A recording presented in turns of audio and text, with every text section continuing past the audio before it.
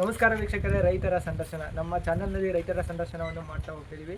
ಅದೇ ರೀತಿ ಇವತ್ತು ನಾವು ಕುರಿ ಸಾಕಾಣಿಕೆ, ಕುರಿ ಫಾರಮ್ ಮಾಡೋದು ಹೇಗೆ ಆ್ಯಂಡ್ ಯಾವ ಥರ ಕುರಿನ ಮೇಂಟೆನೆನ್ಸ್ ಮಾಡೋದು ಆ್ಯಂಡ್ ಹಲವಾರು ರೀತಿಯ ಕನ್ಫ್ಯೂಷನ್ಸ್ ಆ್ಯಂಡ್ ಡೌಟ್ಸ್ಗಳು ನಿಮ್ಮಲ್ಲಿ ಇರ್ತವೆ. ಆ್ಯಂಡ್ ಒಬ್ಬ ಯುವ ರೈತ ಬಂದು ಕುರಿ ಸಾಕಾಣಿಕೆ ಮಾಡೋಕ್ಕೆ ಬಂದರೆ ಯಾವ್ಯಾವ ಥರ ಚಾಲೆಂಜಸ್ ಬರ್ತವೆ, ಆ ಥರ ಎಲ್ಲ ತುಂಬ ಕನ್ಫ್ಯೂಷನ್ಸ್ ಡೌಟ್ಸ್ ಇರ್ತವೆ. ಇವತ್ತಿನ ವಿಡಿಯೋದಲ್ಲಿ ನಿಮಗೆ ಒಂದು ಕ್ಲಾರಿಟಿ ಸಿಗುತ್ತೆ, ಯಾವ ಥರ ಸ್ಟಾರ್ಟಿಂಗ್ ಇನ್ವೆಸ್ಟ್ಮೆಂಟ್ ಮಾಡೋದು, ಯಾವ ಥರ ಮೇಂಟೆನೆನ್ಸ್ ಮಾಡೋದು, ಮತ್ತು ಯಾವ ರೀತಿಯ ಕುರಿಗಳನ್ನು ಸಾಕೋದು, ಮತ್ತು ನಮಗೆ ಆದಷ್ಟು ಎಷ್ಟು ಆಗುತ್ತೆ ಕುರಿ ಸಾಕಾಣಿಕೆ ಬಗ್ಗೆ ಅಷ್ಟು ಇನ್ಫಾರ್ಮೇಷನ್ನ ಕೊಡ್ತೀವಿ. ಈ ವಿಡಿಯೋನ ಕೊನೆವರೆಗೂ ನೋಡಿ, ನಿಮಗೆ ಒಂದು ಕ್ಲಾರಿಟಿ ಸಿಗುತ್ತೆ. ಇವತ್ತು ನಮ್ಮ ಜೊತೆ ಇರೋದು ಯುವ ರೈತ ರಾಕೇಶ್ ಅಂತ. Sir, welcome to interview. Thank you. And ನಿಮ್ಮ ಪರಿಚಯ? ನನ್ನ ಹೆಸರು ರಾಕೇಶ್ ಅಂತ. ಇದು ಹಾಸನ ಡಿಸ್ಟಿಕ್ಕು, ಚನ್ನರಾಯಪಟ್ಟಣ ತಾಲೂಕು, ಬಾಗೂರು ಹೋಬಳಿ, ನಮ್ಮೂರು ಕೃಷ್ಣಾಪುರ. ಇಲ್ಲಿ ನಾನು ಹೊಸದಾಗಿ ಈಗ ರೀಸೆಂಟಾಗಿ 1.5 year ಆಯ್ತು ಅಷ್ಟೇ ಮಾಡಿ. ಈಗ ಹೊಸದಾಗಿ ಸ್ಟಾರ್ಟ್ ಮಾಡಿದ್ದೀನಿ. ಇನ್ನು ನನಗೆ ಅನುಭವ ಸಾಲದು. ನಾನು ಹಿಂಗೆ ಸ್ವಲ್ಪ ಅಕ್ಕಪಕ್ಕ ತಿಳ್ಕೊಂಡು ಮಾಡ್ತಾ ಇದ್ದೀನಿ. ಬನ್ನಿ ಶೆಡ್ಡು ನೋಡಿ, ಇದು ಶೆಡ್ಡು. ಎಲ್ಲ ಪ್ರತಿಯೊಂದು ಡೀಟೇಲ್ಸ್ ಕೊಡ್ತೀವಿ ನಿಮಗೆ. ಎಷ್ಟು ಇನ್ವೆಸ್ಟ್ಮೆಂಟ್ ಆಯಿತು, ಯಾವ ಥರ ಕುರಿ ಸಾಕಿದ್ದಾರೆ ಆ್ಯಂಡ್ ಬನ್ನಿ.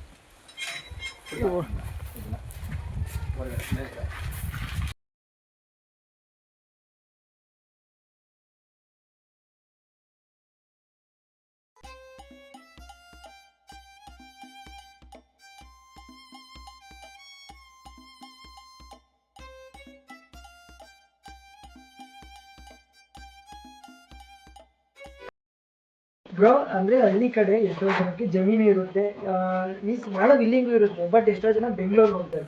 ಬಟ್ ನೀವು ಫಸ್ಟೇ ನಾನು ಫಾರ್ಮಿಂಗ್ ಮಾಡಬೇಕು, ಈ ಥರ ಒಂದು ಹಳ್ಳಿಲಿ ಏನಾದ್ರು ಮಾಡಬೇಕು ಅಂತ ಹೇಳಿದ್ರೆ, ಇಲ್ಲ ನೀವು ಫಸ್ಟ್ ಬೆಂಗಳೂರಿಗೆ ಹೋಗಿ ಆ್ಯಂಡ್ ಎಲ್ಲರೂ ಬೇರೆ ಕಡೆ ವರ್ಕ್ ಮಾಡಿದ್ರ ಅಂತ? ಹೌದು, ನಾನು 2018 ನಾನು ಡಿಗ್ರಿ ಮುಗಿತು. ಆ ಡಿಗ್ರಿ ಮುಗಿಸ್ಕೊಂಡು ನಾನು ಬೆಂಗಳೂರಲ್ಲಿ ಒಂದು 2 years ಕೆಲಸ ಮಾಡಿದೆ. ಕೋವಿಡಲ್ಲಿ ನಾನು ಮತ್ತೆ ಊರಿಗೆ ಬಂದೆ. ಊರಿಗೆ ಬಂದು ಕೋವಿಡ್ ಟೈಮಲ್ಲೇ ಪ್ಲಾನಿಂಗ್ ಇತ್ತು, ಈ ಥರ ನಾನು ಕೋಳಿ ಫಾರ್ಮು ಇಲ್ಲ ಕುರಿ ಫಾರ್ಮ್ ಎರಡರಲ್ಲೂ ಮಾಡೋಣ ಅಂತ ನನಗೆ ಆಗಲೇ ಒಂದು ಪ್ಲಾನಿಂಗ್ ಇತ್ತು. ಅವಾಗ ಸ್ವಲ್ಪ ಕೋವಿಡ್ ಟೈಮಲ್ಲಿ ಮತ್ತೆ ಮೆಟೀರಿಯಲ್ಸ್ ತರೋದಾಗಲಿ ಹೊರಗಡೆ ಹೋಗೋದಾಗ್ಲಿ ಸ್ವಲ್ಪ ಹಿಂಸೆ ಆಯಿತು. ಅದಾದ್ಮೇಲೆ ನಮ್ಮ ಪರಿಚಯದವ್ರ ಕಡೆಯಿಂದ ನನಗೆ NGO ಕೆಲಸ ಆಯಿತು. ವೃದ್ಧಾಶ್ರಮ ಮಂಗಳೂರಲ್ಲಿ ಕೆಲಸ ಆಯಿತು. ಫಸ್ಟ್ ಚನ್ನಪಟ್ಟ, ಹಾಗೆ ಮಂಗಳೂರಲ್ಲಿ ಕೆಲಸ ಆಯಿತು. ಮಂಗಳೂರಲ್ಲಿ ನಾನು ವೃದ್ಧಾಶ್ರಮದಲ್ಲಿ ಕೆಲಸ ಮಾಡ್ತಾ ಇದ್ದೆ. ಅಲ್ಲಿ ಒಂದು 3-4 years ಕೆಲಸ ಮಾಡಿದ್ದೆ. 3-4 years ನಾನು ಒಳ್ಳೆ ಜಮ ಕೆಲಸ ಮಾಡ್ತಾ ಇದ್ದೆ. ಮತ್ತೆ ನನಗೆ ಸ್ವಲ್ಪ ಅದು ಮತ್ತೆ ಹೊರಗಡೆ ಇರೋದು, ಅಲ್ಲಿ ಸ್ವಲ್ಪ ಡೆತ್ ಆಗೋದು ಜಾಸ್ತಿ ಆಗ್ಬಿಡ್ತು. ವಯಸ್ಸಾದವರು ಆಲ್ಮೋಸ್ಟ್ ಎಲ್ಲ ಡೆತ್ ಆಗೋದು, ನಮಗೆ ಅಷ್ಟು ನೋಡೋದಕ್ಕೆ ಆಗ್ಲಿಲ್ಲ. ಹಂಗಾಗಿ ನಾನು ಮತ್ತೆ ಊರಿಗೆ ಬಂದೆ. ಏನ್ ಮಾಡ್ಬೇಕು ಅನ್ಕೊಂಡು ಮತ್ತೆ ಪ್ಲಾನ್ ಮಾಡಿದೆ. ಅಪ್ಪಾಜಿ ಅಮ್ಮ ಅವ್ರನ್ನ ಕೇಳಿ ಮತ್ತೆ ಕುರಿ ಫಾರ್ಮ್ ಮಾಡೋಣ ಅನ್ನೋ ಒಂದು ಕಾನ್ಸೆಪ್ಟ್ ಬಂದಿದ್ದಕ್ಕೆ ಮನೆ ಪಕ್ಕದಲ್ಲೇ ಸ್ವಲ್ಪ ಜಮೀನು ಇರ್ತಿತ್ತು, ಮತ್ತೆ ಫ್ರಂಟ್ ಅಲ್ಲೂ ನಮ್ದು ತೋಟ ಇದೆ. ಹಾಗಾಗಿ ನಾನು ಕುರಿ ಫಾರ್ಮ್ ಮಾಡಿದೆ. ಮತ್ತೆ ಬ್ರೋ, ಈಗ ಎಷ್ಟೋ ಜನಕ್ಕೆ ಒಂದು ಡೌಟ್ ಇರುತ್ತೆ, ಕುರಿ ಫಾರ್ಮ್ ಮಾಡೋಣ ಅಂದ್ರೆ ಲಾರ್ಜ್ ಎಸ್ಟೇಟ್ ಮಾಡೋಣ ಅಥವಾ ಸ್ಮಾಲ್ ಎಸ್ಟೇಟ್ ಮಾಡೋಣ ಒಂದು ಡೌಟ್. ಅಂದ್ರೆ ಲಾರ್ಜ್ ಸ್ಕೇಲ್ ಅಲ್ಲಿ ಮಾಡೋಣ ಇಲ್ಲ ಸ್ಮಾಲ್ ಸ್ಕೇಲ್? ಈಗ 1, 2, 3, 4, 5ರಿಂದ ಸ್ಟಾರ್ಟ್ ಮಾಡೋಣ ಅಥವಾ ಡೈರೆಕ್ಟ್ ಒಂದು 30-40ರಿಂದ ಸ್ಟಾರ್ಟ್ ಆ ಥರ? ಹೌದು, ನನಗೆ ತುಂಬಾ ಜನ ಹೇಳಿದ್ರು. ಒಂದು ನನಗೆ ಈಗ ಸದ್ಯಕ್ಕೆ ಕೆಳಗಡೆ ಒಂದು 5-10 ಕುರಿ ಸಾಕುವ, ಆಮೇಲೆ ಇಂಪ್ರೂವ್ಮೆಂಟ್ ಆಗ್ತಾ ಮಾಡುವ ಅಂತ. ನಾವು ಈಗ ನಾವು ಏನಂದ್ರೆ ಈಗ ನಮ್ದೇ ಆದ ಜಮೀನಿದ್ದು ನಮ್ದೇ ಆದ ಒಂದ್ಸಲ ಇನ್ವೆಸ್ಟ್ಮೆಂಟ್ ಮಾಡಿದ್ರೆ ನಾವು ಒಂದು 10 ಸಾಕೋದಾಗ್ಲಿ. ಸ್ಟಾರ್ಟಿಂಗ್ ಅವ್ರು ಹೇಳೋದು ಒಳ್ಳೇದು, ಒಂದು ನಮಗೆ ಎಕ್ಸ್ಪೀರಿಯನ್ಸ್ ಬೇಕು ಅಂದ್ರೆ ಒಂದು 5-10ರಿಂದ ಸ್ಟಾರ್ಟ್ ಮಾಡಬೇಕು. ಅದೇ ಉದ್ದೇಶಕ್ಕೆ ನಾನೇನ್ ಮಾಡಿದೆ, ಸ್ವಲ್ಪ ಇವಾಗ ಅಂದ್ರೆ ನನಗೇನಂದ್ರೆ ಡೈಲಿ ಅದನ್ನೇ ಮಾಡ್ಕೊಂಡಿರೋದಕ್ಕಿಂತ ಈಗ ನಾನು ಆಗ್ಲೇ ಹೇಳಿದೆ ನಿಮ್ಗೆ, ನಾನು ಸ್ವಲ್ಪ ಕೃಷಿ ಇಲಾಖೆಗೆ ಸ್ವಲ್ಪ ಹೊರಗಡೆ ಕೆಲಸ ಕೊಡ್ತೀನಿ ಅಂತ. ಹಂಗಾಗಿ ನಾನು ಸ್ವಲ್ಪ ಬಂಡವಾಳ ಹಾಕಿ ಬಿಟ್ರೆ ನೆಕ್ಸ್ಟ್ ಇದು ಯೂಸ್ ಆಗುತ್ತೆ. ಇವು ಕಮ್ಮಿ ಬಂಡವಾಳದಿಂದ ಮತ್ತೆ ಹೆಚ್ಚಿಕೊಂಡು ಹೋಗ್ತಾ ಮಾಡೋದಕ್ಕೆ ಮತ್ತೆ ನೆಕ್ಸ್ಟ್ ಪ್ರಾಬ್ಲಮ್ ಆಗಲ್ಲ. ಒಂದಾಯ್ತು ಅಂದ್ರೆ ಆರಾಮಾಗಿ ಮೇಂಟೈನ್ ಮಾಡ್ಕೊಂಡು ಹೋಗ್ಬೋದು ಅನ್ನೋ ಉದ್ದೇಶಕ್ಕೆ ನಾನು ಸ್ವಲ್ಪ ದೊಡ್ಡದಾಗಿ ಮಾಡಿದ್ದೆ. ಓಕೆ ಬ್ರದರ್, ನೀವು ಸ್ಟಾರ್ಟಿಂಗ್ಗೆ ಈಗ ಎಷ್ಟು ಕುರಿಯಿಂದ ಸ್ಟಾರ್ಟ್ ಮಾಡಿ? ನಾನು ಮೊದಲಿಗೆ ನಾನೇನ್ ಮಾಡಿದೆ, ನಾನು ಸ್ವಲ್ಪ ಆಡುಗಳು ಸ್ಟಾರ್ಟ್ ಮಾಡಿದೆ. ಆಡುಗಳು ಅದು ಮರಿ ಹಾಕಿಸ್ಕೊಂಡು ಆ ಮರಿಲಿ ನಾನು ಇಂಪ್ರೂವ್ಮೆಂಟ್ ತಗೊಳ್ಳೋಣ ಅಂತ ನಾನು ಮರಿಗಳು ಆಡಲ್ ಸ್ಟಾರ್ಟ್ ಮಾಡಿದೆ. ಅದು ನನಗೆ ಯಾಕೋ ಇದು ಏನಂದ್ರೆ ಸ್ವಲ್ಪ ಶೆಡ್ ಅಲ್ಲಿ ನನಗೆ ಬೆಳವಣಿಗೆ ಬರಲಿಲ್ಲ. ಮೇಕೆಗಳು ನನಗೆ ಬೆಳವಣಿಗೆ ಬರಲಿಲ್ಲ. ಮತ್ತೆ ಅವು ಏನೇ ಆಗ್ಲಿ ಒಂದು ಡೈಲಿ ಒಂದು 2-4 hours ಆದ್ರೂ ಹೊರಗಡೆ ಬಿಟ್ಟು ಸೊಪ್ಪು ಆತರ ತುಂಬಾ ಮತ್ತೆ ಏನು ತುಂಬಾ ಸೊಪ್ಪು ಕೇಳ್ತವೆ ಅವು ಆಡುಗಳು. ಅಂದ್ರೆ ತುಂಬಾ ಆಲ್ಮೋಸ್ಟ್ ಎಲ್ಲಾ ತರದ ಸೊಪ್ಪನ್ನು ತಿಂತವೆ. ಹಾಗಾಗಿ ಅದರಲ್ಲಿ ಗ್ರೋತ್ ಬರುತ್ತೆ. ನಾವ್ ಹಿಂಗೆ ಒಳಗಡೆ ಅಷ್ಟು ಗ್ರೋತ್ ಬರಲಿಲ್ಲ. ಆ ಉದ್ದೇಶಕ್ಕೆ ಏನ್ ಮಾಡಿದೆ, ಮತ್ತೆ ಎಲ್ಲ ಸೇರ್ ಮಾಡಿ ಮತ್ತೆ ಟಗರುಗಳು ನಾನು ಸ್ಟಾರ್ಟಿಂಗ್ ಆಡ ಜೊತೆಗೆ 1-2 ಟಗರು ತಂದಿದ್ದೆ. ಅದ್ರಲ್ಲಿ ತುಂಬಾ ಚೆನ್ನಾಗಿ ಟಗರು ಗ್ರೋತ್ ಬಂತು. ನನಗೆ ಒಂದು 8 monthಗೆಲ್ಲ ಒಂದು 40,000ಕ್ಕೆ ಟಗರು 2 ಟಗರು ಮಾಡಿದೆ. ನನಗೇನು ಒಂದು 20,000 ಖರ್ಚು 20,000 ಆದಾಯ ಉಳ್ಕೊಂತು. ಹಿಂಗಾಗಿ ನಾನೇನ್ ಮಾಡಿದೆ, ಟಗರನ್ನೇ ಬಂಡವಾಳ ಹಾಕಿದ್ರೆ ಅರ್ಧಕ್ಕೆ ದುಡ್ಡು ಉಳಿಯುತ್ತೆ ಆಡುಗಳಲ್ಲಿ. ಮತ್ತೆ ಸ್ವಲ್ಪ ನನಗೆ ಅವು ಮರಿಗಳು ಹಾಕೋ ಟೈಮಲ್ಲಿ ಸ್ವಲ್ಪ ಡೆತ್ ಆಗೋದು ಸ್ವಲ್ಪ ಜಾಸ್ತಿ. ಆಡುಗಳು ಮರಿಗಳು ಹಾಕೋ ಟೈಮಲ್ಲಿ ತುಂಬಾ ಕೇರ್ಫುಲ್ ಆಗಿ ನೋಡ್ಕೋಬೇಕಾಗಿತ್ತು. ಅದೇ ಉದ್ದೇಶಕ್ಕೆ ನಾನು ಇಲ್ಲಿ ಒಂದು ಪಾರ್ಟಿಷನ್ ಸಪ್ರೇಟ್ ರೂಮ್ ಮಾಡಿಸ್ಕೊಂಡೆ, ಇಲ್ಲೇ ಉಳ್ಕೊಂಡು ನೋಡ್ಕೊಳಕ್ಕೆ ಈಸಿ ಆಗುತ್ತೆ ಅಂತ. ಹಾಗಾಗಿ ನನಗೆ ಅದರಲ್ಲಿ ಅಷ್ಟು ಇದಾಗಲಿಲ್ಲ. ಮತ್ತೆ PMEGP ಲೋನ್ ಅಪ್ಲೈ ಮಾಡಿದೆ. ಅವರು ಮತ್ತೆ ಫ್ರೀ ಖಾಲಿ ಶೀಟ್ ತೋರಿಸ್ಬೇಕು ಅನ್ನೋ ಉದ್ದೇಶಕ್ಕೆ ನಾನೆಲ್ಲ ಸೇಲ್ ಮಾಡಿದೆ. ಮತ್ತೆ ಅದು ಆಗಲು ಸ್ವಲ್ಪ ಲೇಟ್ ಆಯಿತು, ಮತ್ತೆ ಡಿಲೇ ಆಯಿತು. ಹಾಗಾಗಿ ಮತ್ತೆ ನಾನು ಟಗರಿಗೆ ಮತ್ತೆ ಬಂಡವಾಳ ಹಾಕಿದೆ. ಈಗ ಟಗರುಗಳು ನನಗೆ ಟಗರುಗಳಲ್ಲಿ ಅಷ್ಟು ಕಾಯಿಲೆನೂ ಕಡಿಮೆ. ಟಗರುಗಳಲ್ಲಿ ಜಾಸ್ತಿ ನಾವೆಷ್ಟು ಒಣಲು ಮತ್ತೆ ನೀರು ಅಷ್ಟೇ ತುಂಬಾ ಕೊಡ್ತಾ ಹೋದಂಗೆ ನಮಗೆ ಅಷ್ಟು ಕಾಯಿಲೆಗಳು ಟಗರಲ್ಲಿ ಬರ. ಬ್ರದರ್, ಬೇರೆ ಎಲ್ಲ ಫಾರ್ಮ್ ಇದಾವೆ ಈಗ, ಬೇರೆ ಅಂದರೆ ಬೇರೆ ಥರ ಫಾರ್ಮ್ ಎಲ್ಲ ಮಾಡ್ತಾರೆ. ನಿಮಗೆ ಏನಕ್ಕೆ ಕುರಿ ಫಾರ್ಮ್ನೇ ಮಾಡಬೇಕು ಅಂತ ಏನಕ್ಕೆ ಇಂಟ್ರೆಸ್ಟ್ ಬಂತು? ಅಂದರೆ ನನಗೆ ಪ್ರೆಸೆಂಟ್ ಆಗೆಲ್ಲ ತುಂಬ ಕೋಳಿ ಫಾರ್ಮ್ ಮಾಡಬೇಕು ಅನ್ನೋ ತುಂಬ ಆಸೆ ಇತ್ತು. ಕೋಳಿ ಫಾರ್ಮ್ ಮಾಡಬೇಕು ಅಂದರೆ ಹೊಲ್ದ ಹತ್ರ ಮಾಡಬೇಕು ಅಂತ. ಯಾಕೆಂದರೆ ನಮಗೆ ಈಗ ಕೋಳಿ ಫಾರ್ಮ್ ಮಾಡಬೇಕು ಅಂದರೆ ಊರ ಪಕ್ಕದಲ್ಲಿ ಜಾಗ ಕೊಡಲ್ಲ. ನಾವು ಸ್ವಲ್ಪ ಔಟ್ಸೈಡ್ ಇರಬೇಕು ಕೋಳಿ ಫಾರ್ಮ್, ಅದು ಸ್ವಲ್ಪ ಪ್ರಾಬ್ಲಮ್ ಆಗುತ್ತೆ ಅಂತ. ಈಗೇನು ಏನಾಯಿತು ಅಂದರೆ ನಾನೀಗ ಹೊಲ್ದ ಹತ್ರ ಹೋಗಿ ಮಾಡಿ, ಮತ್ತೆ ನಮ್ಮದು ಮನೆ ಇಲ್ಲಿದೆ, ಸ್ವಲ್ಪ ಹೊಲ ಎಲ್ಲ ನಮ್ಮದು ಸ್ವಲ್ಪ ದೂರ ಇದೆ. ಹಾಗಾಗಿ ಅಲ್ಲಿ ಹೋಗಿ ಮಾಡೋಕ್ಕೆ ಹಿಂಸೆ ಆಗುತ್ತೆ ಅನ್ನೋದು ಒಂದು ತಲೆಯಲ್ಲಿ ಐಡಿಯಾ ಇತ್ತು. ಮತ್ತೆ ಕುರಿ ಫಾರ್ಮೇ ಹಸಿ ಫಾರ್ಮು ಮಾಡ್ಬೋದಾಗಿತ್ತು. ನಮಗೆ ಹಸುಗಳು ಅಷ್ಟು ಆಗಿ ಬರಲಿಲ್ಲ. ಹಂಗಾಗಿ ಸ್ವಲ್ಪ ಕುರಿಗಳು ಹಾಕಿದ್ರೆ, ಅಂದರೆ ಮನೆ ಪಕ್ಕದಲ್ಲೇ ಇದ್ದೆ, ಕುರಿಗಳು ಹಾಕಿದ್ರೆ ಸ್ವಲ್ಪ ನಮ್ಮದು ಬಂಡವಾಳನೂ ಸಿಗುತ್ತಲ್ಲ.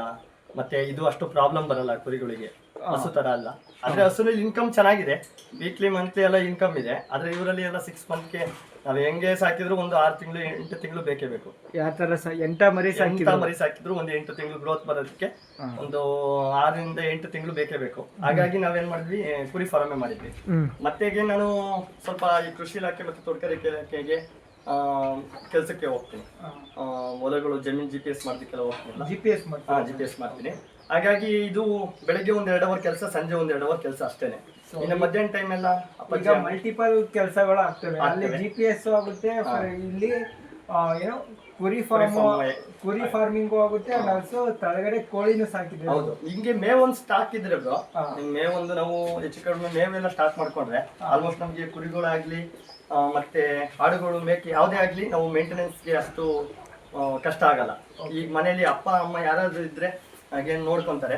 ಸ್ವಲ್ಪ ಗ್ರೋತ್ ಮತ್ತೆ ಚೆನ್ನಾಗಿ ಬರಬೇಕು ಅಂದ್ರೆ ಇವಕ್ಕೆ ಆಲ್ಮೋಸ್ಟ್ ನಾವು ಜಾಸ್ತಿ ಹಸಿ ಮೇವು ಕೊಡಬಾರ್ದು. ಹಸಿ ಮೇವು ಕಡಿಮೆ ಮಾಡಬೇಕು. ಕುರಿಗಳಿಗೆ ಆಲ್ಮೋಸ್ಟ್ ಎಲ್ಲ ಒಣ ಹುಲ್ಲು ಜಾಸ್ತಿ, ರಾಗಿ ಹುಲ್ಲು ಅಂಡ್ ಶೈಲೇಜ್, ಚೆನ್ನಾಗಿ ಶೈಲೇಜ್ ಕೊಟ್ಟರೆ ಗ್ರೋತ್ ಬರ್ತದೆ. ಇದ್ರ ಜೊತೆ ಮತ್ತೆ ಮೆಡಿಸಿನ್ಗಳು, ಸ್ವಲ್ಪ ಮೆಡಿಸಿನ್ ನಮ್ಮ ವೀಕ್ಲಿ ಮತ್ತೆ ಮೆಡಿಸಿನ್ ಬಂದು ಇದು ಬಂದು ಲಿವರ್ ಟಾನಿಕ್. ಇವು ಕರುಳುಗಳಲ್ಲಿ ಏನಾದರೂ ಪ್ರಾಬ್ಲಮ್ ಆಗಿದ್ರೆ, ಹುಳುಗಳು ಪ್ರಾಬ್ಲಮ್ ಆಗಿದ್ರೆ ಇದು ಲಿವರ್ ಟಾನಿಕ್ ಅಂತ ಯೂಸ್ ಮಾಡ್ತೀವಿ. ಇದು ವೀಕ್ಲಿ ಒಂದ್ಸಲ, ವೀಕ್ಲಿ ಒಂದು ಟೈಮು ಮಾರ್ನಿಂಗ್ ಟೈಮ್ ಕೊಡ್ತೀವಿ. ಏನಕ್ಕೆ ಕೊಡಬೇಕು? ಅದೇ ಬ್ರೋ, ಇದು ಮತ್ತೆ ಫುಡ್ ತಿಂತವೆ ನಾವು, ಅಂದ್ರೆ ಶೈಲೇಜ್ ಹಾಕ್ತಿವಿ, ಅದರಲ್ಲಿ ಉಪ್ಪು ಮತ್ತೆ ಬೆಲ್ಲ ಮಿಕ್ಸ್ ಮಾಡಿರ್ತೀವಿ. ಅದು ಜೀರ್ಣಕ್ಕೆ ಹೊಟ್ಟೆ ಒಳಗಡೆ ಹುಳುಗಳು ಉತ್ಪತ್ತಿ ಆಗ್ತವೆ. ಹಂಗಾಗಿ ಈ ಲಿವರ್ ಟಾನಿಕ್ ವೀಕ್ಲಿ ಒಂದ್ಸಲ ಆಗ್ತಾ ಹೋದ್ರೆ ಯಾವ ಇದಕ್ಕೆ ಏನಕ್ಕೆ ಕೊಡ್ತೀರಾ? ಇನ್ನ ನೀರಿಗೆ ಇಲ್ಲ ಹಂಗೆ ಟ್ರೈ ಒಂದು ಇದ್ರಲ್ಲಿ ನಮ್ದು ಸಿರಂಜಿ ಬರುತ್ತಲ್ಲ, ಇದರಲ್ಲಿ ಒಂದು 2 ml, ಅಂದ್ರೆ ಮರಿ ಮೇಲೆ ಡಿಪೆಂಡ್. ಒಂದು 10 kg ಮೇಲಿದ್ರೆ ಒಂದು 2 ml 2.5 ml ಆಗ್ತಾ ಹೋಗ್ತೀವಿ. ಇಷ್ಟು ಬಾಟಲ್ ಎಷ್ಟು ಮರಿಗಾಗುತ್ತೆ? ಇದು 1 ಲೀಟರ್ ಬಾಟಲ್. ನಾವು ಅಂದ್ರೆ ಈಗ ನಮ್ಮಲ್ಲಿ ಕಡಿಮೆ ಇದ್ದಾವಲ್ಲ, ನಾನಲ್ಲೇ ಇದರಲ್ಲಿ 3 ಸಲ ಕೊಟ್ಟಿದ್ದೀನಿ. 3 ಸಲ 3 ಟೈಮ್ಸ್ ಕೊಟ್ಟಿದ್ದೀನಿ. ಇದು ಅಂದ್ರೆ ಬ್ರೋ ಬಾಯಿ ಕೊಡೋದೇ? ಬಾಯಿ ಕೊಡೋದು. ಯಾವುದೇ ಆಗ್ಲಿ ಮರಿಗಳಿಗೆ ಜ್ವರ ಬಂದ್ರೆ ಮಾತ್ರ ಒಂದು ಅದರದೇ ಆದ ಒಂದು ಮೆಡಿಸಿನ್ ಇರುತ್ತೆ. ಅದನ್ನ ಡಾಕ್ಟರ್ ಹತ್ರ ಸಜೆಷನ್ ಮಾಡ್ಕೊಂಡು ನಾವು ಇಂಜೆಕ್ಷನ್ ಕೊಡ್ಬೇಕಾಗತ್ತೆ. ಅದ್ ಬಿಟ್ಟು ನಾವು ಮೆಡಿಸಿನ್ ಯಾವುದೇ ಆಗ್ಲಿ ನಾವು ಬಾಯಿಗೆ ಹಾಕೋ ಮೆಡಿಸಿನ್ ಆಲ್ಮೋಸ್ಟ್ ಎಲ್ಲ ದಿಕ್ರು ಅಂತ, ಇದು ಹೊಸದಾಗಿ ಅರಸೀಕೆರೆಯಿಂದ ನಾನು ಡಿಸ್ಟ್ರಿಬ್ಯೂಟ್ ಮಾಡಿಸ್ಕೊಂಡಿದ್ದೀನಿ. ಅರಸೀಕೆರೆಯಿಂದ ತಗೊಂಡಿರೋದು. ಇದು ಮಂತ್ಲಿ ಒಂದು 10 days ಹಾಕ್ಬೇಕು. 10 days ಇಲ್ಲ 5 days ಮರಿಗಳು ಎಲ್ಲ ಪ್ರತಿಯೊಂದಕ್ಕೂ ಅದು ಸ್ವಲ್ಪ ಗ್ರೋತ್ ಬರುತ್ತೆ. ಇನ್ನು ಅಗೇನ್ ಕೆಮ್ಮು ಆಯ್ತು ಅಂದ್ರೆ ಸ್ವಲ್ಪ ನಾವು ಬೇಕಾದ್ರೆ ನಮ್ಮ ಮನೇಲೆ ಇದ್ರೆ ನಾವು ಯೂಸ್ ಮಾಡೋಂಥ ಶಿರಾಪ್ನ ಅದೊಂದು 5 ml ಕೆಮ್ಮು ಬೆಳಗ್ಗೆ ಮತ್ತೆ ಸಂಜೆ ಒಂದು 2 days ಕೊಟ್ರೆ ಆಲ್ಮೋಸ್ಟ್ ಕೆಮ್ಮೆಲ್ಲ. ಅಂದ್ರೆ ನಾವು ಅಂದ್ಕೊಂಡಿರ್ತೀವಿ ಕುರಿ ಸಾಕಾಣಿಕೆ ಮಾಡಬೇಕು ಅಂದ್ರೆ ಈಗ ಅದಕ್ಕೆ ಏನಾದ್ರು ಹುಷಾರಿಲ್ಲ ಅಂದ್ರೆ ಮೆಡಿಸನ್ ಅಷ್ಟು ಬೇಕಾಗುತ್ತೆ ಅಂತ. ನೋಡಿ, ಸಿಂಪಲ್ ಆಗಿ ನಾವು ಏನು ಶಿರಾಪ್ ಕುಡಿತೀವಲ್ಲ, ಕೆಮ್ಮು ಆದರೆ ಸೇಮ್ ಶಿರಾಪು ಕುರಿಗಳಿಗೂ ಕೊಡ್ಬೋದು. ಓಕೆನಾ? ಡಿಪೆಂಡ್ ಅಪಾನ್ ಮರಿ ಡಿಪೆಂಡ್ ಆಗಿರುತ್ತೆ ಎಷ್ಟು ml ಕೊಡೋದು ಅಂತ. ಬ್ರದರ್, ಈಗ ಫಾರ್ಮ್ ಸ್ಟ್ರಕ್ಚರ್ ಎಲ್ಲ ಯಾವ ಥರ ಇದೆ ಅಂತ? ನಂದು ಇದು ಬಂದು 22 ಅಗಲ, 35 ಅಡಿ ಉದ್ದ ಇದೆ. 35 ಅಡಿ ಉದ್ದದಲ್ಲಿ 22 ಅಡಿ ಅಗಲ, ಇಷ್ಟರಲ್ಲಿ ನಾನು ಇದು ಎಸ್ಟಿಮೇಟ್ ಮಾಡಿಸಿದ್ದು. ಮತ್ತೆ ಇದನ್ನೆಲ್ಲ ಏನಂದ್ರೆ ಪಾರ್ಟೇಷನ್ ಅಂದ್ರೆ ಸ್ವಲ್ಪ ಮರಿಗಳು ಸಪ್ರೇಟ್ ಇದ್ದಷ್ಟು ಸ್ವಲ್ಪ ಅವು ಫುಡ್ ತಿನ್ನೋದಕ್ಕೆ ಎಲ್ಲ ವರ್ಕೌಟ್ ಆಗುತ್ತೆ ಮಾಡಿಸಿದ್ದೆ. ನಿಮ್ದು ಈ ತರ ಶೆಡ್ ಮಾಡ್ಸೋಕೆ ಎಲ್ಲಾರ ಪ್ಲಾನಿಂಗ್ ನೋಡ್ಕೊಂಡ್ ಬಂದಿದ್ರೆ ಆಗ್ತದಾರ ಇಲ್ಲ ನಿಮ್ದೇ ಓನ್ ಯಾರೋ ಪರಿಚಯದಿಂದ ಮಾಡ್ತಿದ್ರು? ನಾನು ಶೆಡ್ ಮಾಡೋಕ್ಕಿಂತ ಮುಂಚೆ ನಾನು ಹೊರಗಡೆ ಔಟ್ಸೈಡ್ ಎಲ್ಲೂ ನೋಡಿಲ್ಲ, ಎಲ್ಲಿ ನಾನು ಯಾವ ಶೆಡ್ಡಿಗೂ ಹೋಗಿತ್ತಿಲ್ಲ. ನಾನು ಸ್ವಲ್ಪ ಯೂಟ್ಯೂಬಲ್ಲಿ ಅಂದ್ರೆ ಹಾಗಾಗಿ ಯೂಟ್ಯೂಬಲ್ಲಿ ನೋಡ್ತಾ ಇದ್ದೆ. ಈಗ ಉತ್ತರ ಕರ್ನಾಟಕ ಜಾಸ್ತಿ ಯೂಟ್ಯೂಬ್ ಕಡೆ ನೋಡ್ತಾ ಇರ್ಬೇಕಾದ್ರೆ ಅಲ್ಲೆಲ್ಲ ಈ ತರ ತುಂಬಾ ದೊಡ್ಡದಾಗಿ ಮಾಡಲ್ಲ. ಅವರೆಲ್ಲ ಸ್ವಲ್ಪ ಈ ಕುರಿಗಾಯಿ ಅದೇ ಕರ ಕುರಿ ಅವರೆಲ್ಲ ಬರ್ತಾರಲ್ಲ, ಅವ್ರು ಸ್ವಲ್ಪ ಆ ಟೈಪ್ ನೋಡಿದ್ದಷ್ಟೇ. ಮತ್ತೆ ಈ ತರ ದೊಡ್ಡ ಶೆಡ್ ನಾನು ಎಲ್ಲೂ ನೋಡಿಲ್ಲ. ಅಂದ್ರೆ ನನಗೆ ಇಲ್ಲಿ ಉದಯಪುರದ ಅಣ್ಣನಲ್ಲಿ ಇದೆಯಲ್ಲ, ಅಲ್ಲಿ ಅವರು ನಮಗೆ ಇದನ್ನ ಪ್ಲಾನಿಂಗ್ ಕೊಟ್ಟು ಮಾಡ್ಕೊಟ್ಟಿದ್ರು. ನಾವು ಹೇಳಿದ್ದಷ್ಟೇ ಈ ತರ ಇರಬೇಕು ಅಂತ, ತುಂಬಾ ಚೆನ್ನಾಗಿ ಮಾಡ್ಕೊಟ್ರು. ಅಂಡ್ ಅವು ಈಗ ಪ್ಲಾನಿಂಗ್ ಇದೆಲ್ಲ ಕಟ್ಟಿದ್ಯಾರು? ಉದಯಪುರ ಹತ್ರ ಉದಯಪುರ ಚೇತನ್ ಅಂತ ಅವರು ಬ್ರದರ್ ಮತ್ತೆ ಅವರು ಸೇರ್ಕೊಂಡು ನಮಗೆ ಕಬ್ಬಳದ್ದು ವರ್ಕಿಂಗ್ ಏನಿದೆ ಬಿಲ್ಡಿಂಗ್ ಎಲ್ಲ ಕೆಲಸನ ಅವ್ರು ಮಾಡ್ಕೊಟ್ರು. ಸೀಟ್ ಎಲ್ಲ ಅವರೇ ಸೀಟ್ ಎಲ್ಲ ಅವರೇ ಹಾಕೊಟ್ಟಿದ್ದು. ಮರದ ಬಂದು ನಮ್ಮ ಫ್ರೆಂಡ್ ಒಬ್ರು ಇದ್ದಾರೆ ಹೊಂಗೇಳಿಯಲ್ಲಿ, ಅವರು ಶ್ರೀಧರ್ ಅಂತ, ಅವ್ರು ನಮಗೆ ಇದು ಮರದ ಕೆಲಸ ಅವ್ರು ಮಾಡ್ಕೊಟ್ರು. ಈಗ ಟೋಟಲ್ ಬ್ರದರ್ ಎಷ್ಟು ಇನ್ವೆಸ್ಟ್ಮೆಂಟ್ ಆಯ್ತು ಸ್ಟಾರ್ಟಿಂಗ್ ನಿಮಗೆ ಶೆಡ್ಗೆ? ನನಗೆ ಟೋಟಲ್ ಓವರ್ ಆಲ್ ಖರ್ಚೆಲ್ಲ ಬಂದು ಫ್ರಂಟ್ ನನಗೆ ಜಾಗನೂ ಬಿಟ್ಟಿದ್ದೀವಿ. ಯಾಕೆಂದ್ರೆ ಬೆಳಿಗ್ಗೆ ಒಂದು 2 ಅವರ್ಸ್ ಮತ್ತೆ ಸಂಜೆ ಒಂದು 2 ಅವರ್ಸ್ ಹೊರಗಡೆ ಸ್ವಲ್ಪ ಓಡಾಡಲಿ ಅನ್ನೋ ಉದ್ದೇಶಕ್ಕೆ ಬಿಟ್ಟು ಮಾಡಿರೋದ್ರಿಂದ ನನಗೆ ಒಂದು 4.5 ಲಕ್ಷ ಕರೆಕ್ಟಾಗಿ ಖರ್ಚಾಗಿತ್ತು. 4.5 ಲಕ್ಷ ಕರೆಕ್ಟಾಗಿ 4.5 ಲಕ್ಷ ನನಗೆ ಶೆಡ್ಡಿಗೆ ಖರ್ಚು ಬಿಟ್ಟು. ಅಂಡ್ ಬ್ರದರ್ ಗೌರ್ನಮೆಂಟ್ ಇಂದ ಸಬ್ಸಿಡಿ ಕೊಡ್ತಾರೆ ಅಂತ ಕೇಳಿರ್ತೀವಿ. ಸೊ ಅದು ನಿಜನಾ? ಎಷ್ಟು ಮಟ್ಟಿಗೆ ರೈತರಿಗೆ ಬೆನಿಫಿಟ್ ಆಗ್ತಿದೆ? ಇಲ್ಲ, ಮುಂಚೆ ಎಲ್ಲ ನಮಗೆ NLM ಸ್ಕೀಮ್ ಅಲ್ಲಿ ನಮಗೆ NLM ಸ್ಕೀಮ್ ಅಲ್ಲಿ ನಮಗೆ ಸಬ್ಸಿಡಿನ ಕೊಡ್ತಾ ಇದ್ರಂತೆ. ಅಂದ್ರೆ ಅರ್ಧಕ್ಕರ್ಧ. ಈಗ 12.5 ಲಕ್ಷಕ್ಕೆ 12.5 ಲಕ್ಷ 25 ಲಕ್ಷ ಲೋನ್ ಮಾಡಿಸಿದ್ರೆ 12.5 ಅದು ಸರ್ಕಾರದಿಂದ 12.5 ಲಕ್ಷ ಕೊಡ್ತಾ ಇದ್ರಂತೆ. ಮತ್ತೆ ಈಗ 12.5 ಲಕ್ಷ ನಾವು ಬಂಡವಾಳ ಹಾಕಿ ಅವರ ಪ್ಲಾನಿಂಗ್ ಅಲ್ಲಿ ನಾವು ಮಾಡ್ಕೊಳ್ಬೇಕಾಗಿತ್ತು. ಈಗ 12.5 ಲಕ್ಷ ಅವರೇ ಗವರ್ನಮೆಂಟ್ ಮನ್ನಾ ಮಾಡ್ಕೊಂಡು. ಹೌದು. ಇದೇನಾಯ್ತು ಅಂದ್ರೆ ತುಂಬಾ ಜನ ಬ್ಯಾಂಕ್ ಅಲ್ಲಿ ಹಿಂಗೆ ಇದೇ ತರ ಫೇಕ್ ಶೆಡ್ಗಳೆಲ್ಲ ತೋರಿಸಿ ಲೋನ್ ತಗೊಂಡು ಎಷ್ಟೋ ಜನ ಲೋನ್ ಕಟ್ತಾರೆ. ಕೈ ಬಿಟ್ಟಿದ್ಕೆ ಈಗ ಗೌರ್ಮೆಂಟೇ ತುಂಬಾ ಎಲ್ಲ ನೋಡಿ ಆದಷ್ಟು ಸರ್ಚ್ ಮಾಡಿ ಚೆನ್ನಾಗಿ ಮಾಡಿದಾರೆ ಅನ್ನೋ ಗ್ರೋತ್ ಮೇಲೆ ಕೂಡ ಕೇಳಿದ್ದಾರೆ. ಆದ್ರೆ ಮಧ್ಯ ಸ್ಟಾಪ್ ಮಾಡಿದ್ರು. ಮತ್ತೆ ನಾನು PMEGP ಲೋನ್ ಅಪ್ಲೈ ಮಾಡಿದ್ದೀನಿ. PMEGP ಅಂದ್ರೆ ಇದು ಪ್ರೈಮ್ ಮಿನಿಸ್ಟರ್ದು ಕಡೆಯಿಂದ ಒಂದು ಸಬ್ಸಿಡಿ ಲೋನು. ಇದು ಲೇಡೀಸಿಗೆ ಬಂದು ಪ್ರತಿಯೊಂದಕ್ಕೂ ಕೊಡ್ತಾರೆ. ಕುರಿಗೆ, ಕೋಳಿಗೆ, ಹಸುಗೆ, ಮೊಲಕ್ಕೆ, ನಾವು ಏನೇ ಫಾರ್ಮ್ ಯಾವ್ದು ಉದ್ಯೋಗಕ್ಕೆ ಮಾಡ್ತೀವಿ ಅದಕ್ಕೆಲ್ಲ PMEGP ಲೋನ್ ಅಪ್ಲೈ ಆಗಿದೆ. ಸಬ್ಸಿಡಿ ಸಿಗುತ್ತೆ. ಅದರಲ್ಲಿ ಸಬ್ಸಿಡಿ ಬಂದು ಬ್ರದರ್ ಬಂದು ಗಂಡಸರಿಗಾದ್ರೆ 25% ಅಲ್ಲಿ ಲೋನ್ ಅಪ್ಲೈ ಮಾಡ್ತಾರೆ. ಅಂದ್ರೆ ಫಾರ್ ಎಕ್ಸಾಂಪಲ್ ಈಗ 1 ಲಕ್ಷ ಬಂಡವಾಳ ಹಾಕಿದ್ರೆ 25,000 ನಮ್ಗೆ ಕಟ್ಟಾಗುತ್ತೆ. ಈಗ ನಮಗೆ ಒಂದು 10 ಲಕ್ಷ ಸಿಗುತ್ತೆ ಅಂದ್ರೆ ನಮಗೆ ಒಂದು 25% ಅಂದ್ರೆ 2.5 ಲಕ್ಷ ಸಬ್ಸಿಡಿನ ಗೌರ್ಮೆಂಟ್ ಕೊಡುತ್ತೆ. ಅದನ್ನ ನಾವು ಬ್ಯಾಂಕ್ ಅಲ್ಲಿ ನಾವು ಖುದ್ದಾಗಿ ನಿಂತು ಮಾಡಿಸ್ಕೋಬೇಕು. ಬ್ಯಾಂಕ್ ಅಲ್ಲಿ ಮ್ಯಾನೇಜರ್ ನಮಗೆ ಸಪೋರ್ಟಿವ್ ಇದ್ದು ನಮ್ದೆಲ್ಲ ನೋಡಿ ಶೆಡ್ ಇಂದ ಎಲ್ಲ ನೋಡಿ ಮಾಡ್ತೀನಿ ನೋಡಿ ಮಾಡ್ಕೊಡ್ತಾರೆ.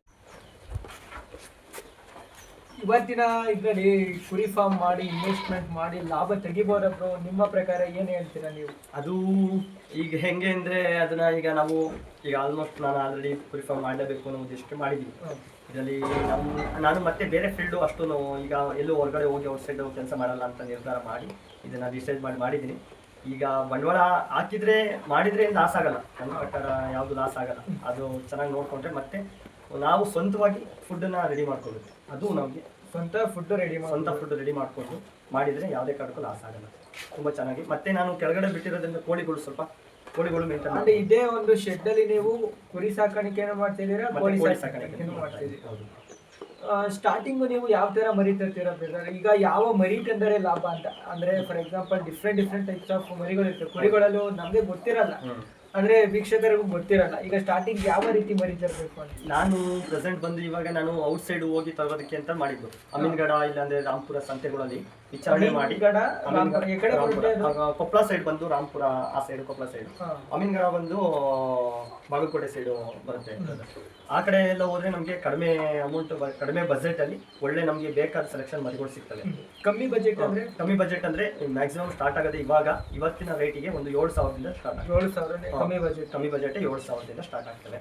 ನಾವು ಅದನ್ನ ಒಂದು ಅಲ್ಲಿಗೆ ಹೋಗಿ ತರ್ತೀನಿ ಅಂದ್ರೆ ಕನಿಷ್ಠ ಆದ್ರೂ ಒಂದು 30ರಿಂದ 40 ಮರಿಗಳು ತಂದ್ರೆ ನಮಗೆ ಸ್ವಲ್ಪ ವರ್ಕೌಟ್ ಆಗುತ್ತೆ. ಕಮ್ಮಿ ತಂದ್ರೆ ಟ್ರಾನ್ಸ್ಪೋರ್ಟ್ ಚಾರ್ಜ್ ಅದು ಇದು ಅಂತ ನಾನು ಇಲ್ಲಿ ಲೋಕಲ್ ಸಂತೆಗಳಲ್ಲಿ ತಂದಿರೋದು. ನಮ್ದು ಪ್ರತಿ ಗುರುವಾರ ಗಣಸಿಲಿ ಸಂತೆ ನಡೆಯುತ್ತೆ, ಬಾರೆ ಸಂತೆ ಅಂತ.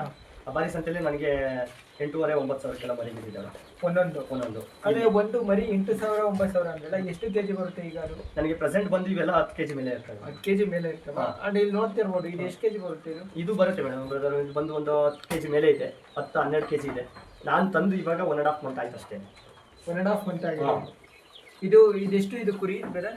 ಅದು ಬಂದು ನನಗೆ 9,000 ಬಿದ್ದಿದೆ. 9,000. ಇದೊಂದು ಅಮೀನ್ಗಡ ಕ್ರಾಸ್ ಕಡೆಯಿಂದ ಅಲ್ಲಿಂದ ಒಂದು ಮರಿ ಬಂದಿದೆ ನನಗೆ ಇದು. ಇನ್ನೆಲ್ಲ ಬಂದು ಕೆಂಗೂರಿಗಳು, ನಮ್ಮ ಲೋಕಲ್ ಕರೆ ಕುರಿ ಅವ್ರದ್ದು ಅನ್ನೋದಕ್ಕಿಂತ ನಮ್ಮ ಕೆಂಗೂರಿ ಬಂದು ಬ್ರೀಡ್, ಅದು ಅಸನ್ ಬ್ರೀಡ್ ಕೆಂಗೂರಿ ಬಂದು ಸೊ ಅದು ಒಳ್ಳೆ ಇಳುವರಿ ಬರುತ್ತೆ. ಮತ್ತೆ ಇನ್ನೊಂದೇನಂದ್ರೆ ನಮಗೆ ಸ್ವಲ್ಪ ಇವು ನಮ್ಮ ವಾತಾವರಣಕ್ಕೆ ಸ್ವಲ್ಪ ಅಡ್ಜಸ್ಟ್ ಆಗ್ತದೆ. ನಾವು ಈಗ ತುಂಬಾ ತಳಿ ಇದಾವೆ ಅಂತ ಹೇಳಿದ್ವಿ, ತುಂಬಾ ತಳಿಗಳು ತಂದು ಸಾಕಿ ನಮ್ಮ ವಾತಾವರಣಕ್ಕೆ ಅಡ್ಜಸ್ಟ್ ಆಗಲಿಲ್ಲ ಅಂದ್ರೆ ನಮಗೆ ಈಗ 10 ಮರಿಲಿ 2 ಮರಿ ಡೆತ್ ಆದ್ರೂ ನಮ್ಗೆ ಲಾಸ್. ಅದರಲ್ಲಿ ನಮಗೆ ಲಾಭ ಅನ್ನೋದೇನು ಸಿಗಲ್ಲ. ಮತ್ತೆ ಇದಕ್ಕೆಲ್ಲ ಇನ್ಸೂರೆನ್ಸ್ ಇದೆ. ಬೈ ಚಾನ್ಸ್ ಏನಾದರೂ ಡೆತ್ ಆಯ್ತು ಅಂದ್ರೆ ಸ್ವಲ್ಪ ಜನಕ್ಕೆ ಗೊತ್ತಿರಲ್ಲ. ನಾವು ವೆಟರ್ನರಿ ಡಾಕ್ಟರ್ನ ಕಾಣಿಸ್ತಿದೇವಲ್ಲ, ಎಲ್ಲಕ್ಕೂ ಇನ್ಸೂರೆನ್ಸ್ ಮಾಡ್ತೀವಿ. ಇನ್ಸೂರೆನ್ಸ್ ಅನ್ನೋದು ನನಗೆ ಏನು ಮಾಡಿಸಿಲ್ಲ. ಏನಾದರೂ ಇನ್ ಕೇಸ್ ಡೆತ್ ಆಯಿತು ಅಂದರೆ ನಮಗೆ ಡಾಕ್ಟ್ರೇ ಬಂದು ಅದನ್ನು ಪೋಸ್ಟ್ ಮಾರ್ಟಮ್ ಮಾಡಿ ನಮಗೆ ಅದ್ರದ್ದು ಏನು ಪ್ರಾಬ್ಲಮ್ ಆಗಿದೆ ಅಂತ ತೋರಿಸಿದ್ರೆ ಕನಿಷ್ಠ ನಮಗೆ ಗೌರ್ಮೆಂಟಿಂದ ಒಂದು 7,000 ರೂಪಾಯಿ ಅಮೌಂಟ್ ಬರುತ್ತೆ. 7,000 ರೂಪಾಯಿ ಅದರದ್ದೇ ಆದ ನಾವು ಒಂದು 7,000 ರೂಪಾಯಿ ತಂದಿದ್ದೀವಿ ಅಂದರೆ ಅದರದ್ದೇ ಆದ ಒಂದು ಅಮೌಂಟ್ ನಮಗೆ ಸಿಗುತ್ತೆ. ಲಾಭ ಸಿಗದೆ ಹೋದ್ರು ಹಾಕಿದ ಬಂಡವಾಳ ಖರ್ಚಾದ್ರೂ ಸಿಗುತ್ತೆ. ಓಕೆ.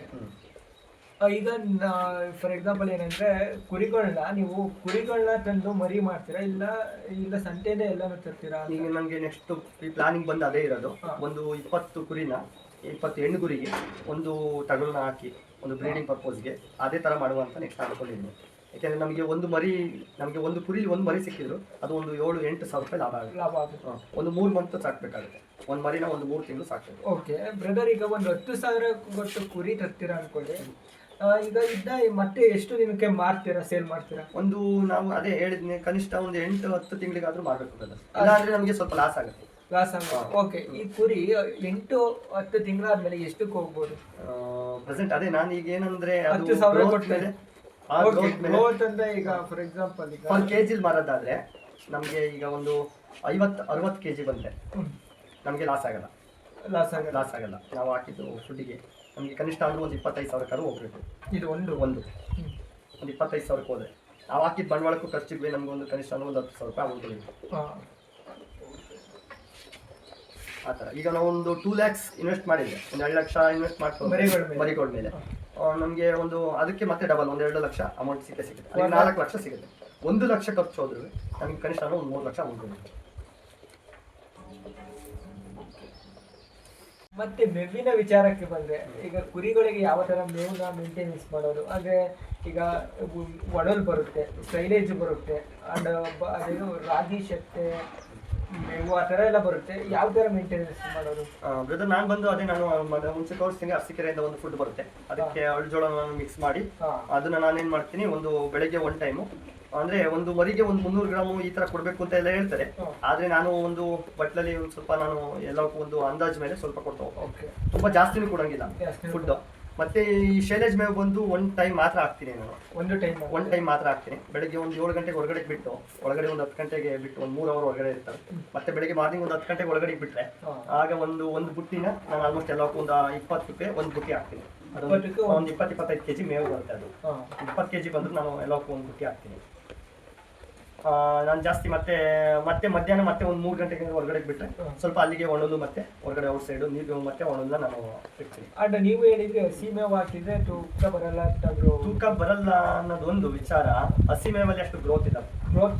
ಒಂದು ಒಣಮೇವು ಅಂದ್ರೆ ಸ್ವಲ್ಪ ಎಷ್ಟು ತಿಂತವೆ, ಶಕ್ತಿನೂ ಜಾಸ್ತಿ, ಮತ್ತೆ ನೀರು ತುಂಬಾ ಚೆನ್ನಾಗಿ ನೀರು ಕುಡಿತವೆ. ಹಸಿ ಮೇವಲ್ಲಿ ನೀರು ಕುಡಿಸಲ್ಲ. ಹಸಿ ಮೇವೆ ಅದು ಒಳಗಡೆ ಅಷ್ಟು ಜೀರ್ಣನೂ ಆಗೋದು ಕಷ್ಟ ಆಗುತ್ತೆ. ವಿಚಾರಕ್ಕೆ ಬಂದ್ರೆ ಇಷ್ಟು.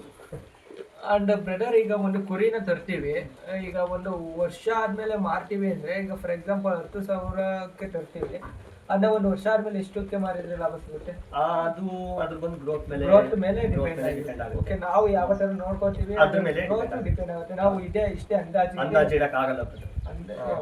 ಯಾವುದೇ ಮರಿಗೆ ಅಂದಾಜು ಇಡಕ್ಕಾಗಲ್ಲ. ಒಂದು 6 ಮಂತ್ ಆದ್ಮೇಲೆ 6-8 ಮಂತ್ ಆದ್ಮೇಲೆ ಒಂದು ಮರಿ ನೋಡಿದ್ರೆ ಎಷ್ಟಕ್ಕೆ ಹೋಗ್ಬೋದು ಅನ್ನೋ ವಿಚಾರಕ್ಕೆ ಬಂದಾಗ ಅದು ಬೆಲೆ ಕಟ್ಟಿಸ್ಕೊಳ್ಳುತ್ತೆ ಆ ಟೈಮಲ್ಲಿ. ಈಗ ಇಷ್ಟು ಶೆಡ್ ಮಾಡಿದ್ದೀರಲ್ಲ, ಈಗ ಇಷ್ಟು ಶೆಡ್ ಅಲ್ಲಿ ಎಷ್ಟು 4 ಬ್ಲಾಕ್ ಮಾಡಿ 6 ಬ್ಲಾಕ್ ಮಾಡಿದ್ದೀನಿ. 6 ಅಲ್ಲಿ ಎಷ್ಟು ಮರಿಗಳನ್ನ ಸಾಕ್ಬೋದು? ಅದೇ ಆಗ ಎಷ್ಟು ನೀವು ಹಿಂಗೆ 22 ಹಿಂಗೆ 35. ಓಕೆ.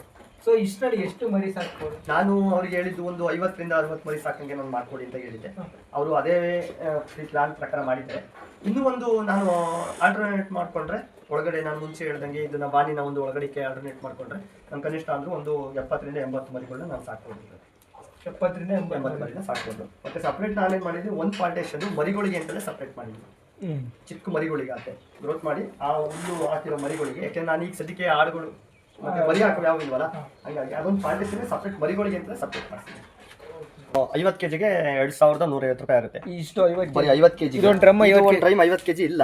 ನಾನೇನ್ ಮಾಡಿದ್ದೀನಿ, ಇದಕ್ಕೆ ಒಂದು 50 ಕ್ವಿಂಟಾಲ್ ಜೋಳ ಮತ್ತೆ ಒಂದು 25 kg ಹುಳ್ಳಿನ ಮಿಕ್ಸ್ ಮಾಡಿದ್ದೀನಿ ನಾನು. ಇದನ್ನ ಈ ಫುಡ್ ನಾನು ಡೈಲಿ ಒಂದು 2 ಟೈಮ್ಸ್ ಕೊಡ್ತೀನಿ. ಬೆಳಗ್ಗೆ ಒಂದು ಮಾರ್ನಿಂಗ್ ಒಂದು ಟೈಮು, ಮತ್ತೆ ಈವ್ನಿಂಗು ನಾನು ಹೊರಗಡೆ ಬಿಟ್ಟು ಮತ್ತೆ ಹೊರಗಡೆ ಬಿಡ್ತೀನಲ್ಲ, ನೈಟು ಜಾಸ್ತಿ ಮೇವು ಹಾಕ್ಬಾರ್ದು. ನೈಟ್ ಯಾವತ್ತೂ ಮೇವು ಜಾಸ್ತಿ ಹಾಕಕ್ಕೆ ಹೋಗ್ಬಾರ್ದು. ಫುಡ್ ಒಂದು ಹಾಕ್ಬಿಟ್ಟು ಒಂದು ಕನಿಷ್ಠ ಅಂದ್ರೆ ಒಂದು ಮರಿಗೆ ಒಂದು 300 ಗ್ರಾಮ್ ಲೆಕ್ಕದಲ್ಲಿ ಒಂದು ಸ್ವಲ್ಪ ಸುರ್ಕೊಂಡು ಹೋಗ್ಬೇಕು. ಅಂದ್ರೆ ಎಷ್ಟು ಹಾಕ್ಬೇಕು ಮೇವು? ಈಗ ಬೆಳಗ್ಗೆ ಸಂಜೆ ಆ ಥರ ಬೆಳಗ್ಗೆ ಸಂಜೆ ಅದೇ ಒಂದು ಒಬ್ಬೊಬ್ರು ಇಷ್ಟೇ ಕೆಜಿ ಹಾಕ್ಬೇಕು, ಮತ್ತೆ ಇಷ್ಟರಲ್ಲಿ ಇಷ್ಟೇ ಫುಡ್ ಕೊಡಬೇಕು ಅನ್ನೋದು ಟೈಮಿಂಗ್ಸ್ ಬಂದು ನಾನು ಏನು ಮಾಡ್ತೀನಿ, ಮಾರ್ನಿಂಗ್ ಒಂದು 7-7:30 ಹಂಗೆ ಕೆಳಗಡೆ ಬಿಡ್ತೀನಿ. ಬಿಸಿಲಲ್ಲಿ ಒಂದು 10 ಗಂಟೆ ತನಕ ಬಿಸಿಲಲ್ಲಿ ಇರ್ತಾರೆ. ಒಂದು 10 ಗಂಟೆ ಒಳಗಡೆ ಕೂಡಿ ಈ ಫುಡ್ನ ಒಂದು ಟೈಮ್ ಹಾಕ್ತೀನಿ. ಈ ಫುಡ್ ಹಾಕಿ ಹೇಗೆ ಮತ್ತೆ ನಾನು ಶೈಲೇಜ್ ಹಾಕ್ತೀನಿ. ಶೈಲೇಜ್ ಇದರಲ್ಲಿ ಒಂದು ಮಂಕ್ರಿನ ಒಂದು 10-15 ಕಿಲೋ ಒಂದು ಫುಡ್ ಮಂಕ್ರಿ ಹಾಕಿದ್ರೆ ನಾನು ಅದೇ ಲಾಸ್ಟು. ಮತ್ತೆ ಮೇವು ಕೊಡಲ್ಲ. ಮತ್ತೆ ಒಂದು 3 ಗಂಟೆ ಹಂಗೆ ಹೊರಗಡೆ ಬಿಟ್ಟು ಸ್ವಲ್ಪ ಒಣಲು ಹಾಕ್ತೀನಿ. ಅಲ್ಲೇ ಹೊರಗಡೆನೆ ಹಾಕ್ತೀನಿ. ಹೊರಗಡೆನೆ ಒಣಲು ತಿಂದರೆ ಮತ್ತೆ ಏನು ಒಂದು 6 ಗಂಟೆ ಹಂಗೆ ಒಳಗಡೆ ಕುಡಿದ್ರೆ ಮತ್ತೆ ಈ ಫುಡ್ ಹಾಕಿದ್ರೆ ಲಾಸ್ಟ್. ನಾನು ಫುಡ್ಡು ಏನು ಹೆವಿ ಕೊಡೋಕ್ಕೋಗಲ್ಲ.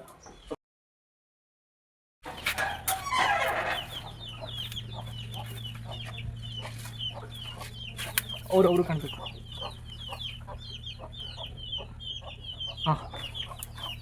ಅದು ಮೇಲ್ಗಡೆ ಶೆಡ್ ಇದೆ, ತಳಗಡೆ ಇದು ಬಂದು ಇಲ್ಲಿ ಕೋಳಿ ಸಾಕಾಣಿಕೆ ಮಾಡ್ಬೋದು. ಓಕೆನಾ? ಅದಕ್ಕೋಸ್ಕರ ಇಲ್ಲಿ ನೋಡಿ ಕಸ ಯಾವ ಥರ ಬಿದ್ದಿದೆ ಅಂತ ಇಲ್ಲಿ ನೋಡ್ತಾ ಇರ್ಬೋದು ಕಸ ಎಷ್ಟು ಇದೆ ಅಂತ.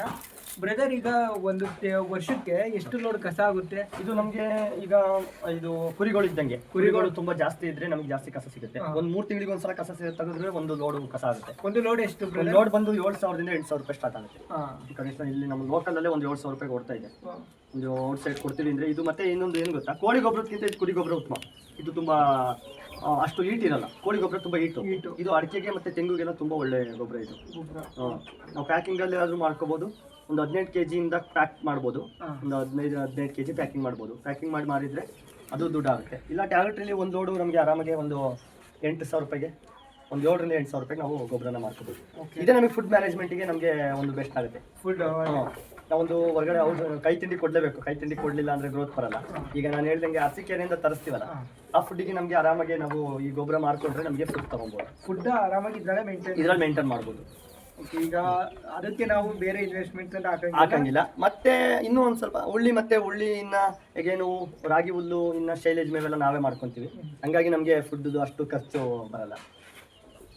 ಅಂಡ್ ಬ್ರದರ್, ಈಗ ಇಲ್ಲಿ ಕೋಳಿ ಸಾಕಾಣಿಕೆನೂ ಮಾಡ್ತಿದ್ದೀರಾ, ಕುರಿ ಸಾಕಾಣಿಕೆನೂ ಮಾಡ್ತಿದ್ದೀರಾ, ಪ್ಲಸ್ ಈ ಗೊಬ್ಬರ ಎಲ್ಲ ಸಿಗುತ್ತೆ. ಸೊ ಒಂದು ಬೆನಿಫಿಟ್ ಇದೆ. ಹೌದು. ಅಂಡ್ ಯುವ ರೈತರು ಈಗ ಮಾಡಬೇಕು ಅಂತ ಇರ್ತಾರೆ, ಈ ಥರ ಕೋಳಿ ಫಾರ್ಮ್ ಆಗಿರ್ಬೋದು, ಕುರಿ ಫಾರ್ಮ್, ಅಂಥವ್ರಿಗೆ ಏನು ಹೇಳಕ್ಕೆ ಹೋಗ್ತೀರಾ? ಫಾರ್ ಎಕ್ಸಾಂಪಲ್, ಭಯ ಇದ್ದೇ ಇರುತ್ತೆ. ಭಯ ಎಲ್ಲರಿಗೂ ಇರುತ್ತೆ ಸ್ಟಾರ್ಟಿಂಗ್ ಮಾಡ್ಬೇಕಾದ್ರೆ. ಹೇಳೋದಿಷ್ಟೇ ಏನಿಲ್ಲ, ಮಾಡ್ಬೋದು. ಆದ್ರೆ ಒಂದು ಅದ್ರದ್ದೇ ಆದ ಶ್ರದ್ಧೆ ವಹಿಸಿ ಮಾಡ್ಬೇಕಾಗುತ್ತೆ. Discipline important. ಈಗ ಒಂದು ಕೆಲಸ ಮಾಡಿ, ಈಗ ಫಾರ್ ಎಕ್ಸಾಂಪಲ್ ಅಂದ್ರೆ ನಾನೀಗ ಮಾಡಿ ಎಲ್ಲೋ ಹೋಗ್ಬಾರ್ದು. ಹೌದು. ಸುತ್ತಕ್ಕೆ ಇಲ್ಲೇ ಡಿಸಿಪ್ಲಿನ್ ಆಗಿದ್ದು ಕುರಿ ನೋಡ್ಕೊಂಡು ಏನು ಕೋಳಿ ಎಲ್ಲ ನೀಟಾಗಿ ಮೇಂಟೆನೆನ್ಸ್ ಮಾಡಿದ್ರೆ ಲಾಭ ಇದೆ ಅಂತ. ಹೌದು ಬ್ರೋ, ಹೌದು, ಲಾಭ ಇದೆ. ಅಂದ್ರೆ ಹೋಗ್ಬೋದು ಬ್ರೋ. ಆದ್ರೆ ಇದ್ರದ್ದೇ ಆದ ಒಂದು ಮೇಂಟೆನೆನ್ಸ್ ಬಂದು ಮನೆಯವರು, ನಮ್ಮ ಮನೇಲಿ ತಾಯಿ ತಂದೆ ಇಲ್ಲ ಅಕ್ಕ ತಂಗಿ ಯಾರೇ ಇದ್ರು ಮೇಂಟೈನ್ ಮಾಡ್ಬೋದು ನಾವು. ಆದ್ರೆ ಒಂದು ಬೆಳಗ್ಗೆ ಒಂದು 2 hours ಮತ್ತೆ ಸಂಜೆ ಒಂದು 2 hours ನಾವು ಅದಕ್ಕೆ ಟೈಮ್ ಸ್ಪೆಂಡ್ ಕೊಡ್ಲೇಬೇಕು. ಟೈಮ್ ಕೊಡದೆ ಹೋದ್ರೆ ಆಗಲ್ಲ. ಮತ್ತೆ ಕಾಯಿಲೆಗಳ ಟೈಮಲ್ಲಿ ಸ್ವಲ್ಪ ಹೆಲ್ತ್ನ ವಿಚಾರಕ್ಕೆ ಬಂದಾಗ ಸ್ವಲ್ಪ ಕೇರ್ಫುಲ್ ಆಗಿ ನೋಡ್ಕೋಬೇಕು. ಬ್ರೋ, ಇದು ಎಷ್ಟು ಕೋಳಿ ಸಾಕ್ಬೋದು ಇಲ್ಲಿ? ಕೋಳಿನ ನಾವು ಇದ್ರಲ್ಲಿ ಹೆಚ್ಚು ಕಡಿಮೆ ಅಂದ್ರೆ ಒಂದು 100-200 ಗಂಟಲು ಕೋಳಿ ಬಿಡ್ಬೋದು. ಆದ್ರೆ ಕೋಳಿ ಪರ್ಪಸ್ ಅಂದ್ರೆ ಏನಾಗುತ್ತೆ ಅಂದ್ರೆ ಈ ಕೋಳಿನೇ ಜಾಸ್ತಿ ನಾವು ಇಲ್ಲಿ ಸಾಕಾಣಿಕೆ ಮಾಡ್ಕೋದ್ರೆ ಕೋಳಿ ಏನುಗಳು ಸ್ಟಾರ್ಟ್ ಆಯ್ತವೆ. ಕೋಳಿ ಏನಿಂದ ಮತ್ತೆ ಪ್ರಾಬ್ಲಮ್ ಆಗುತ್ತೆ. ಕುರಿಗಳಿಗೆಲ್ಲ ತುಂಬಾ ಪ್ರಾಬ್ಲಮ್ ಆಗುತ್ತೆ ಕೋಳಿ ಏನಾಯ್ತು ಅಂದ್ರೆ. ಹಂಗಾಗಿ ನಾನೇನ್ ಮಾಡಿದ್ದೀನಿ, ಸ್ವಲ್ಪ ಮನೆಯವನೇ ಮರಿಗಳು ನಾವು ಕೊಟ್ಟಿಗೆಯಲ್ಲಿ ಮರಿ ಮಾಡಿಸಿ ತಂದಿಲ್ಲಿ ಬಿಡ್ತೀವಿ. ಮತ್ತೆ ಇದು ಪಿಕ್ಕೆಗಳೆಲ್ಲನೂ ಅಷ್ಟು ಕೆದಕ್ತಾ ಇರ್ತವೆ. ತುಂಬಾ ಪಿಕ್ಕೆಗಳು ಅಷ್ಟು ವೇಸ್ಟ್ ಆಗಲ್ಲ, ತುಂಬಾ ಚೆನ್ನಾಗಿರುತ್ತೆ. ಅಂದ್ರೆ ಒಳ್ಳೆ ಗೊಬ್ಬರ ಆಗುತ್ತೆ. ಮೆಲ್ಕ್ ಮಾಡ್ತಾ ಇರ್ತವೆ, ಮೇಲ್ಕೆ ಕೆಳಗಡೆಗೆ ಮಾಡ್ತಾ ಮಾಡ್ತಾ ತುಂಬಾ ಗೊಬ್ಬರಗಳು ಅಷ್ಟು ಬೂಸ್ಟ್ ಆಗ್ತಾ ಈ ತರ ಆ ಏನ ಥರ ವೇಸ್ಟ್ ಆಗಲ್ಲ. ಆಗಲ್ಲ, ಗೊಬ್ಬರ ವೇಸ್ಟ್ ಆಗಲ್ಲ, ಒಳ್ಳೆ ಗೊಬ್ಬರ ಚೆನ್ನಾಗಿ fertilizer ಸಿಗುತ್ತೆ. ಹೌದು. ಯುವ ರೈತರು ಇರ್ತಾರೆ, ಈಗ ಕುರಿ ಸಾಕಾಣಿಕೆ ಮಾಡಬೇಕು ಅಂತ ಬಿಗಿನರ್ಸ್ ಇರ್ತಾರೆ, ಅಂಥವ್ರಿಗೆ ಈಗ ಕುರಿ ಸಾಕಾಣಿಕೆಯಲ್ಲಿ ಲಾಭ ಇದೆಯೋ ಏನು ನಿಮ್ಮ ಮೆಸೇಜ್ ಹೇಳೋದಿದೆ? ಕುರಿ ಸಾಕಾಣಿಕೆಯಲ್ಲಿ ಲಾಭ ಇದೆ, ಹಾ. ಆದ್ರೆ ನಾವು ಅದಕ್ಕೆ ಶ್ರಮ ವಹಿಸಿ ಕುರಿ ಸಾಕಾಣಿಕೆ ಮಾಡ್ತಾ ಹೋದ್ರೆ ಲಾಭ ಇರುತ್ತೆ ಖಂಡಿತ. ಆದ್ರೆ ಒಂದನ್ನೇ ನೋಡ್ತಾ ಕೂರಬಾರ್ದು ನಾವು. ಇದರಲ್ಲಿ ಈಗ ನಮ್ಗೆ ಒಂದು 4 ಅವರ್ ಟೈಮ್ ಇದಕ್ಕೆ ಸ್ಪೆಂಡ್ ಆಯ್ತು ದಿನದಲ್ಲಿ, ಇನ್ನು ಉಳಿದ ಟೈಮಿಂಗ್ಸ್ ನಾವು ಏನಾದ್ರು ಒಂದು ಬೇರೆ ಬೇರೆ ಆದ್ರೆ ಏನಾದ್ರು ಒಂದು ಮಾಡ್ತಾ ಹೋಗ್ತಾ ಇದ್ರೆ ನಮ್ಗೆ ತುಂಬಾ ಹೆಲ್ಪಿಂಗ್ ಅವಶ್ಯಕತೆ ಇದೆ. ಓಕೆ ವೀಕ್ಷಕರೇ, ಇದಾಯಿತು ಇವತ್ತಿನ ಸಂದರ್ಶನದಲ್ಲಿ ಕುರಿ ಸಾಕಾಣಿಕೆ ಬಗ್ಗೆ ಮಾಹಿತಿ. ಇದರ ಫಾರ್ಮಿಂಗ್ ರಿಲೇಟೆಡ್ ಇಂಟರ್ವ್ಯೂಸ್ ಆಗಿರ್ಬೋದು, ಅನಿಮಲ್ ಹಸ್ಬೆಂಡರಿ ರಿಲೇಟೆಡ್ ವಿಡಿಯೋಸ್ಗಳನ್ನ ನಮ್ಮ ಯೂಟ್ಯೂಬ್ ಚಾನಲಲ್ಲಿ ಮಾಡ್ತಾ ಹೋಗ್ತಿದ್ದೀವಿ. ನಮ್ಮ ಯೂಟ್ಯೂಬ್ ಚಾನಲ್ಗೆ ಇನ್ನೂ ಸಬ್ಸ್ಕ್ರೈಬ್ ಮಾಡಿಲ್ಲ ಅಂದರೆ ದಯವಿಟ್ಟು ಸಬ್ಸ್ಕ್ರೈಬ್ ಮಾಡಿ. ಆ್ಯಂಡ್ ರೈತರ ಬಗ್ಗೆ ವಿಡಿಯೋ ಮಾಡಿದ್ದೆ, ಯಾವುದೇ ರೀತಿಯ ಅಗ್ರಿಕಲ್ಚರ್ ಕಂಟೆಂಟ್ ರಿಲೇಟೆಡ್ ವಿಡಿಯೋ ಮಾಡಿದರೆ ನೋಟಿಫಿಕೇಷನ್ ಮುಖಾಂತರ ನಿಮಗೆ ಗೊತ್ತಾಗುತ್ತೆ. ಅದಕ್ಕೋಸ್ಕರ ಸಬ್ಸ್ಕ್ರೈಬ್ ಮಾಡಿಲ್ಲ ಅಂದರೆ ಸಬ್ಸ್ಕ್ರೈಬ್ ಮಾಡಿ, ಸಪೋರ್ಟ್ ಮಾಡಿ, ಫಾಲೋ ಮಾಡಿ ಆ್ಯಂಡ್ ಶೇರ್ ಮಾಡಿ. ಯುವ ರೈತರು ಬೆಳೆಯಬೇಕು, ಅವರು ನಮ್ಮ ದೇಶದ ಬೆನ್ನೆಲುಬಾಗಿ ನಿಲ್ಲಬೇಕು ಎಂಬುದೇ ನಮ್ಮ ಆಶಯ. Thank you for watching. ಕೊನೆವರೆಗೂ ನೋಡಿದ್ದಕ್ಕೂ ಥ್ಯಾಂಕ್ ಯು. ನಮಸ್ಕಾರ. ನಮಸ್ಕಾರ. ಓಟ್ ಬತ್ತೀಯಾ ಟಾಟಾ